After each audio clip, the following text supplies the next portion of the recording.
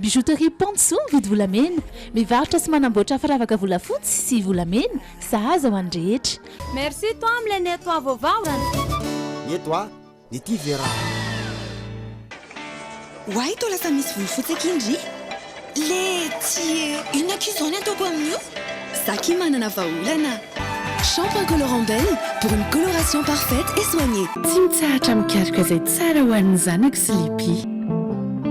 Enao koa raha tianao ny zanakao safidio sy lipi. Talia ilay servieta tokana vita eto Madagasikara izay tsy misy toazy mihitsy. Matokisa n'ilay kalitao tokany Talia. Talia manolotra anao ny logité.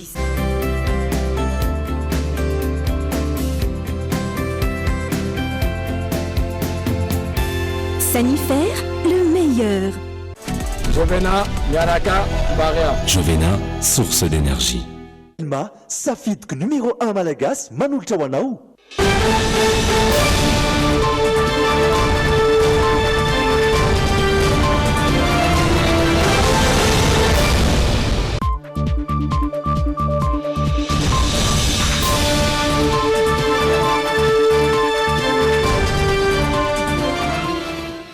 miara-batomboka ary tonga zo indray atao anatin'ny logité halaroby faraky amin'ny telopolo ny volana jolay andro farany amin'ity volana jolay ity ihany koa izany ireto aloha ny lohatem-baovao. Tsy manaiky ny ametrahana PDS hitantana ny commune ny fiarahamonim-pirenena ny KMF Knoe raha ny fanambaran'izy ireo androany. Tsy mbola hita popoka kosa hatramin'izao ilay teratany britanika ny tsambikina avy teny ambony fiaramanidina ny alakamisy 10 jolay lasa teo. Efa manao ny ezaka rehetra hamongorana ny fakana-kely eto Madagasikara amin'izao fotoan'izao ny eo anivo ny gendarmerie-pirenena. Tsy ara-dalàna kosa sy miendrika fisandohana ny famarotana kojakoja amin'ny voy ny anaran'ny bary an'i Madagasikara hoy ny FMF androany. Eo amin'ny maresaka iraisam-pirenena mikatona avokoa ny sekoly ambaratonga rehetra ao Soudan amin'izao fotoana taorian'ilay fihetsiketsehana na hafatesana mpianatra miisa 5 tao Alobehita ny alatsinainy teo. Ampifaliana indray no iaravanantsika tsirairay avy amin'ity takariva ity ary manasa antsika ihany koa manaraka ny fampahalalam-baovao hatramin'ny farany. Ao anatin'ny tapany faharoa no anarahantsika zanam-pandaharana izay voatokana ho amin'izany amin'ity alarobia ity dia ny portrait no arahantsika ary ny vehivavy iray renim-pianakaviana iray zandary no ao anatin'ny vahiny Sonia. Ao anatin'izay portrait izay ndeha aloha anaraka ireo vaovao izay hitantsika tao anatin'ny lohateny sy ny maro hafa izay ho asongadina ihany koa.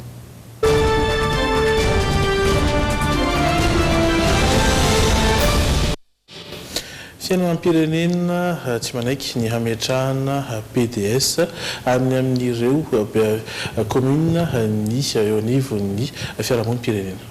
Raha ny nambaran'izy ireo androany dia mbola azo atao tsara ny manomana ny fifidianana hatramin'ny 17 ny volana novambra ho avy izao tandrefaka sy fikatsahana tombotsoa manokana no manjaka raha toa ka misy ny tsy fahatanterahany fifidianana amin'ny taonty raha ny fanambaran'ireo fiarahamonim-pirenena ny KMF Knoe hatrany fanadiadiana izay nataony Rina Andriamalala sy Daolo Farakotoniaina. Tsy mbola mahafantatra ny momba ny fifidianana ben'ny tanàna ny ankamaroan'ny olom-pirenena nambaran'ireo sendranay fa tsy misy ny fampahafantarana azy ireo. Ankoatr'izay milaza kosa ireo izay mahalala fa tsy tokony holalaovina ny resaka fifidianana noho izy miantoka ny fampandrosoana ny firenena. Fahenoran'ilay izy mampembotra ny toejara atao amin'ny firenena indray fa ny tokony izy izany arosany izy raha ohatra ka mety. Dia tsy mbola fantatro mihitsy aloha dia za koa moa variana amin'izany mbola tsimiko mihitsy. Tena tsy haiko indray momba an'izay za tsy dia mahay politika be.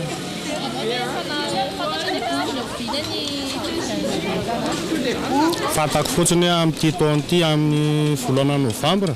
Tetsekilany nilaza ny avy eo anivon'ny fiarahamonim-pirenena KMF Knoe fa tokony ho vita amin'ity taona ity ny fifidianana mbola azo niseny atao tsara ny mikarakara izany hatramin'ny 17 ny volana novambra tsy vahaolana fiandrasana ny taona 2024 na mahafisin'izy ireo fa misy ny tandrevaka nataon'ny seny satria efa tokony tsinjo mialoha fa ny 13 septambra no hifarina ny tao ampiasan'ireo ben'ny tanàna amin'izao fotoana na izany aza tsy azo everina ny ametrahana PDS ho hatrany ny solotena ny KMF Knoe.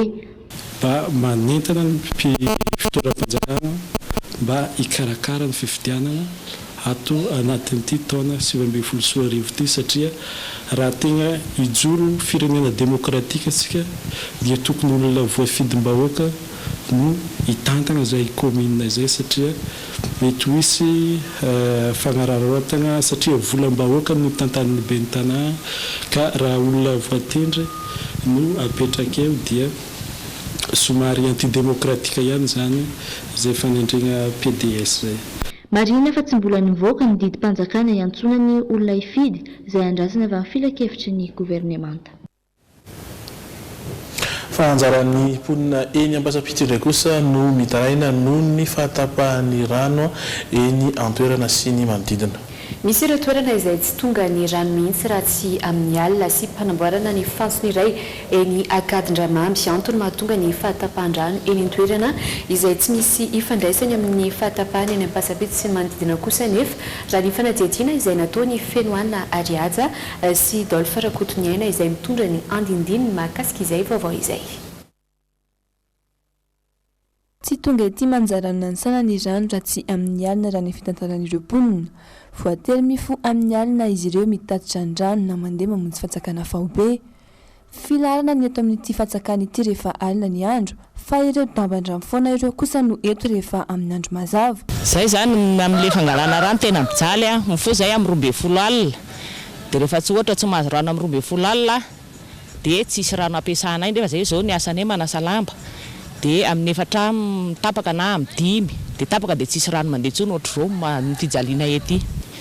Source ali zany tsy mahasitona lera miakatra aty aminay satria ambony be le izy. Ahitana ity simben-drano ity ety an-toerana, rano fanazavana, dia tsy ao ny rano eto Manjarano no sotonina fa avy any ambany. Ho an'ny eto Tsaraonana kosa indray, tapatapaka ny rano tadoato ka mampitaraina mponina ihany koa. Tamin'andro zao ny rano tety aminay nadididina teo amin'ny 2.5 teo ny tapaka dia ny alina vao miverina. Tsy fantatra hoe tafiry fa efa miverina maraina amin'ny 4 mamoa an'ity zay vao hita hoe miverina ilay izy dia mandeha izy hatramin'izao aloha. Fa tao alohan'izay koa zany izy efa tapatapaka foana. Ny antony tsy fantatra mazava moa fa resaka mandeha fotsiny na henonay hoe misy teo amboarina ny eny Akadindramamy. Raha ny fanazavana voaray dia tsy misy ifandraisany amin'ny fahatapahan-drano eny Nasana sy Ampasapito sy manodidina ny fanamboarana fantson-drano eto Akadindramamy.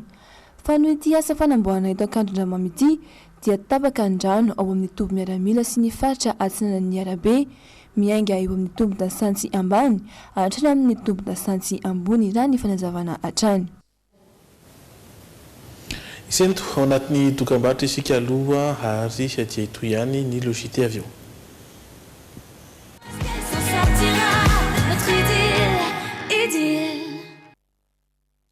Toy ny logité tsy mbola hita hatramin'izao ilay teratany Britanika nitsambikina teny amin'ny fiaramanidina ny alakamisy 15 jolay lasa teo.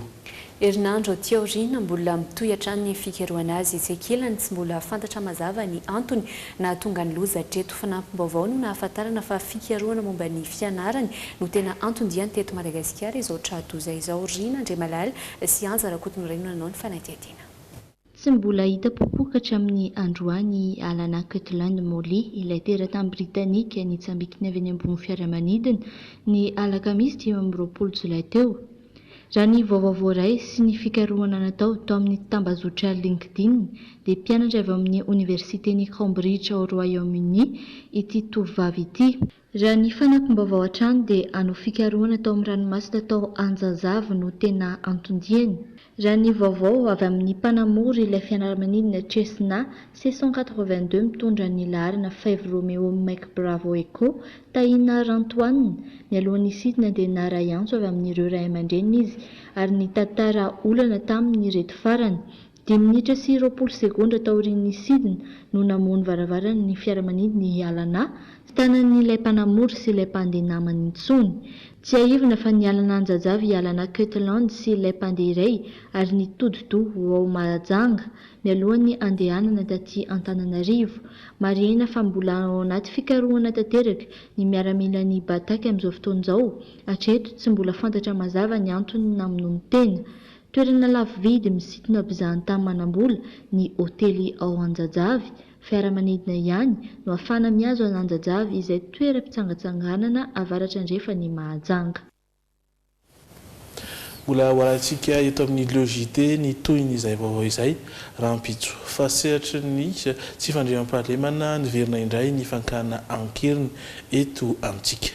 Tsy ireo teratany vahiny irery ihany ho tratran'izany fa hatramin'izay fa ny malagasy ihany koa nanambara hoe fa manao ny ezaka rehetra hamokoran'izany zandarmarim-pirenena mitafitra ny vaovao amintsika Andry Lalaina, Andriamasy, Zora, Andriatsalama.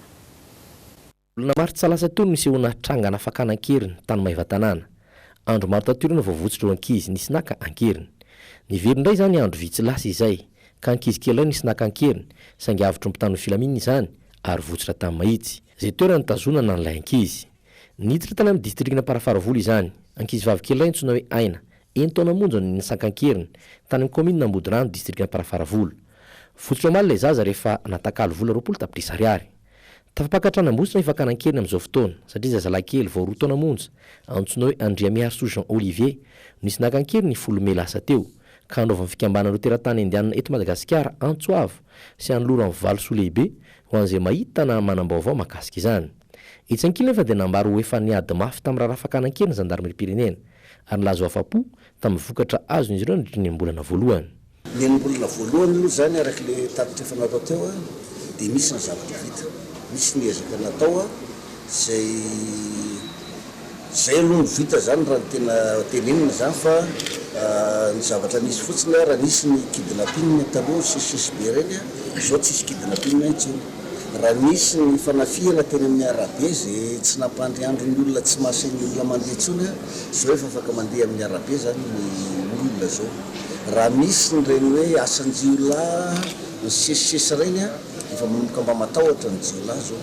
Raha izay fotsiny zany ny indicateur jerena zany dia efa azo leferina le izy. Mivola anatin'ny 2 andro izay nomboka androany eto Andrenivohitra ireo lohandohany ny nivon'ny zandarmarim-pirenena malagasy. Ao anatin'izany no mamadibadika ireo asa vita sy mandrafitra no politika amin'ny vaovao anatin'ny ambolana ho avy ny zandarmarim-pirenena. Fa tranga iray somary navarina kosa no niseho teny tsara lalàna androany sy ny refitra mantsy ny basy haterana araka izany ny an'ireo olona teo amin'ny manodidina nahita fa basina polisy manao fanamiana sendra ny olona iray teny amin'ny manodidina ity nipoaka ity. Nipoaka ho azy raha nisy tantarana teny antoerana izany basy izany basy marika maty 49 ity tsy voafehy ity ka nandratra olona miisa 2 tsy nisy kosa aloha ny aina nafoya karazana basy efa elana netezana raha teo ny mat 49. Fa lafim-baovao hafa kosa indray tsy ara-dalàna sy miendrika fisandohana ny famarotana kojakoja mivohy ny anarany Bareny Madagasikara hoy ny FMF. Nisy noho izany fanerana ny tompona andraikitry ny ministeran'ny varotra nataon'ny federasiona malagasy ny baolina kitra mikasika ireo tranga ireo. Tsy mbola nisy nahazo ihany koa hatreto ny fizakamanana momba ny marka Barea hoy ny fanazavan'ny Omapi. Ny teny hoe alefa kosa no efa nisy nangataka tany amin'ny Omapi efa talohan'ny taona 2022 nanangona ny vaovao mom'izay androany miaro soratra ravaka siansa Rakotinorainy. Miroborobo ny fivarotana kojakoja mivohy ny anaran'ny Bare hatramin'ny nandraisantsika anjara tamin'ny Cannes na ny fiadiana ny tompon-dakany Afrika eo amin'ny taranja baolina kitra. Lasa niparitaka teny an-tsena ny t-shirt, maillot, kapa sy ny maro hafa misy soratra Bare. Sokajian'ny federasiona malagasy ny baolina kitra ho fisandohana sy fampiasana tsy ara-dalàna ny marika Bare nefa izany ka fantatra fa efa nisy ny fanairana nataon'ny FMF tamin'ny tompony andraikitry ny ministeran'ny varotra. Mikasika ny Bare manokana aloha dia tsy hoe eto aloha raha dia amin'ny Omapi dia mbola tsy misy na sy dia cadre vitrano manina. Fa raha fahalalana anazy dia mbola ny federasiona malagasy football ny zavatra hoe mitadio arina nisy any nangataka mbola eo an-dalana fanaovana teny eo an-dalana fanaovana examen anazy zany izay mbola tsy nahazo izy.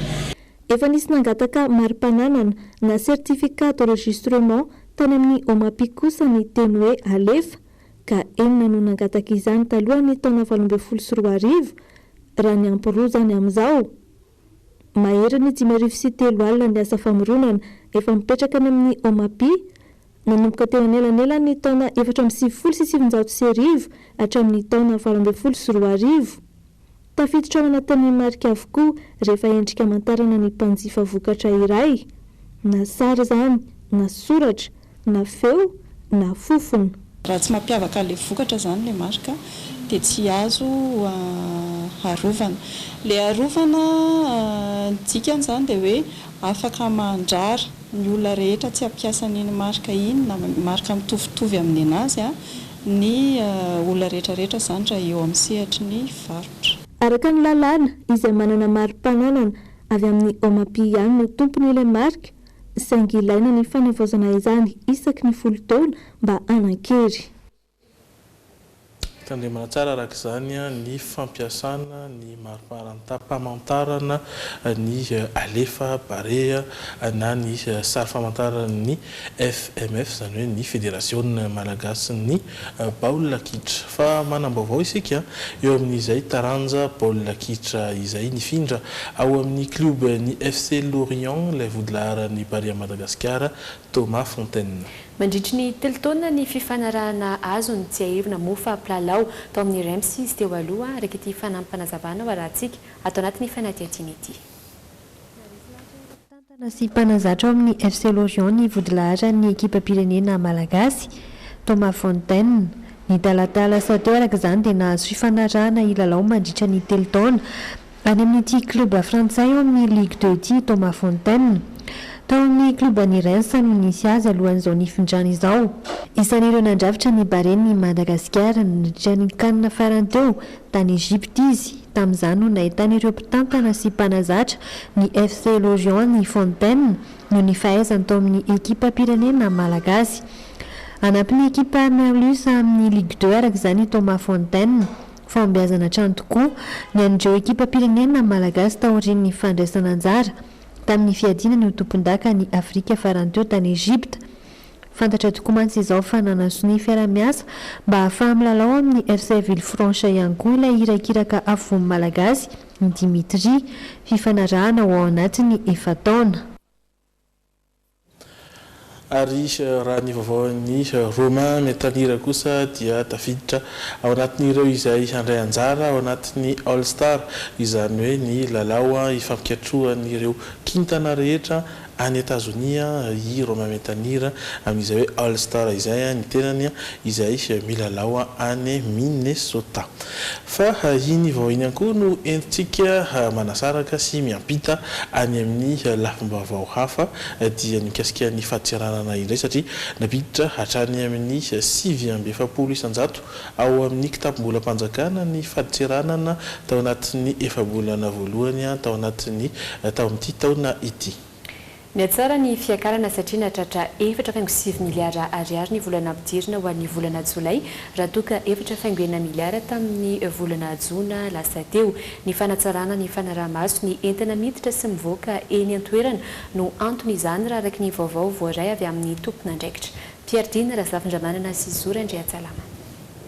Ny solika no nampidi-bola betsaka ho an'ny fahatiaranana tao anatiny enim-bolana voalohany nanome hatrany amin'ny 7.9 miliara izany raha toka mitotaly 7.9 miliara ariary ny azo avy amin'ny sehatra sasany toy ny fambolena sy ny rono ary ny maro hafa. Raha mitahina tamin'ny taondasa ny tombo 20 isanjato tamin'ny titony ity ny volana ampidiry ny fahatiaranana ao amin'ny kitapom-bolam-panjakana. Dia tanatin'ny enim-bolana voalohany iny zany tratra ny tanjona mihoatra raha le izy eo amin'ny 107% zany ny taux de réalisation ny douane amin'ny recette pour le premier semestre.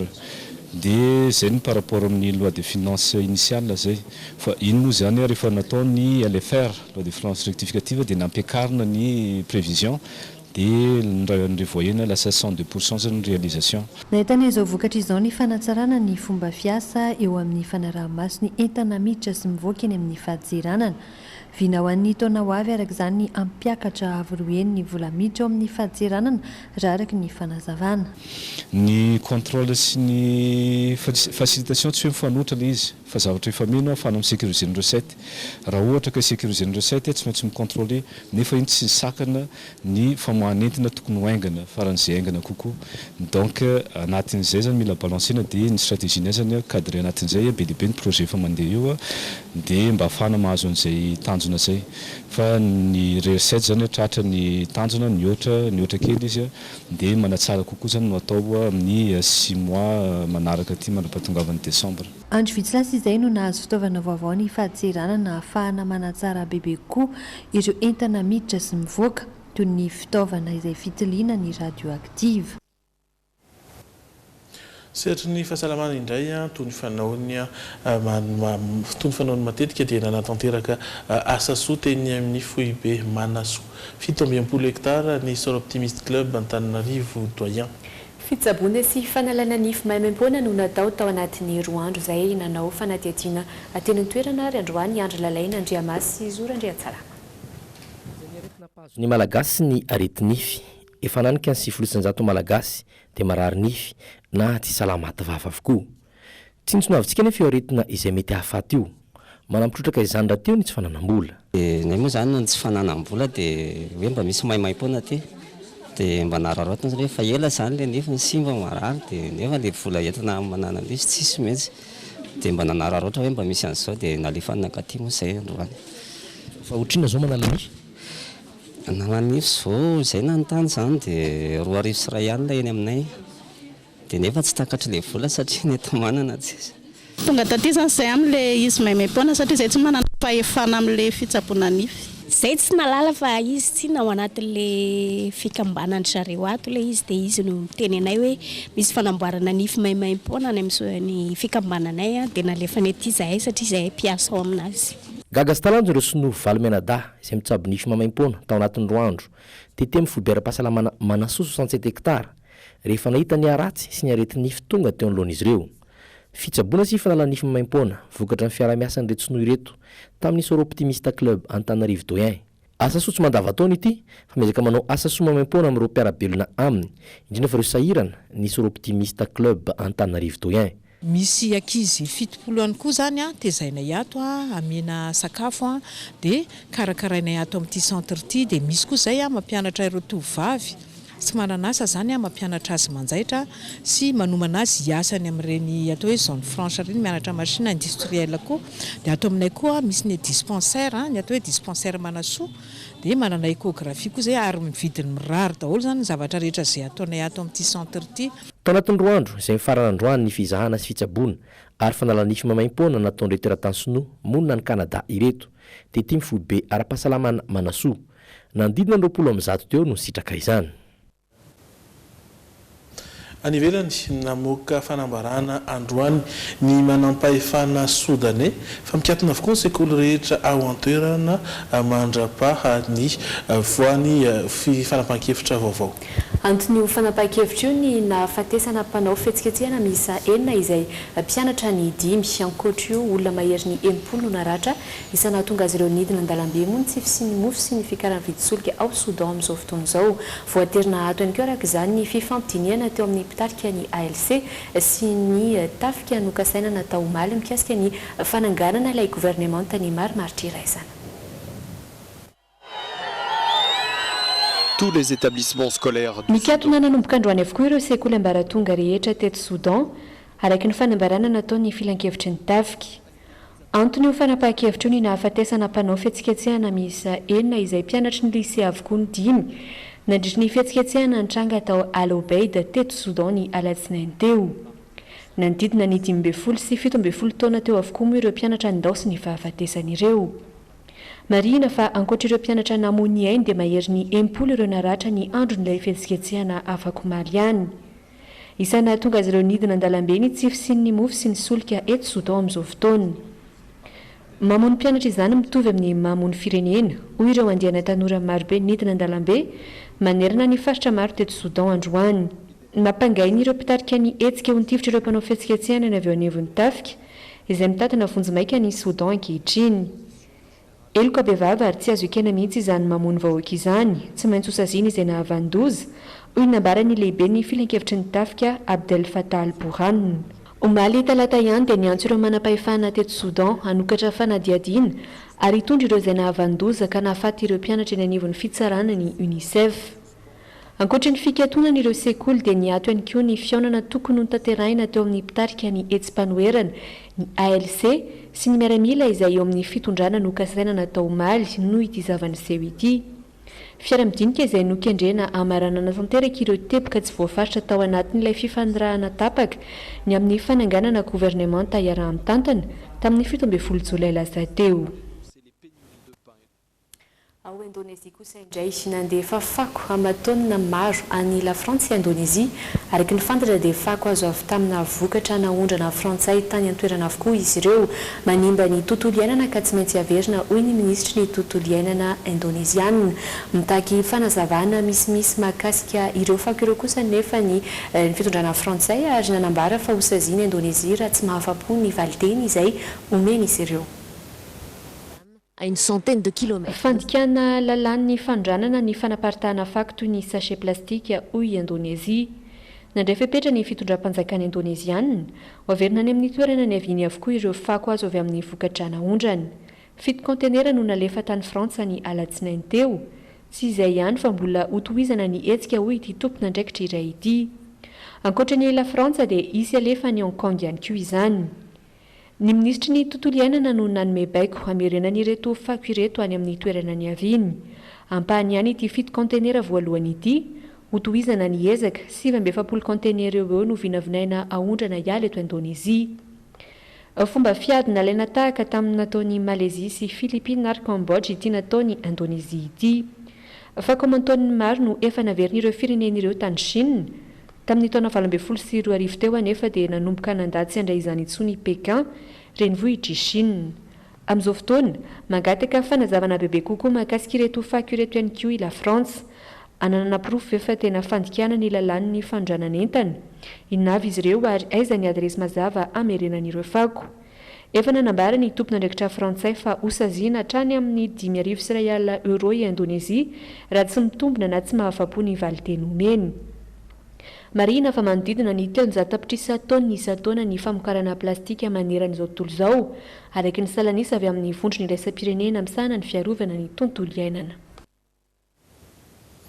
Zay ny vaovao azo nasongadina aloha tamin'ity takariva ity ampatsahivina aminao hatrany izy ireo eo amin'ny vaovao politika dia tsy manaiky ny ametrahana PDS hitantana ny commune ny fiarahamonim-pirenena KMF Knoe raha nambaran'izy ireo androany.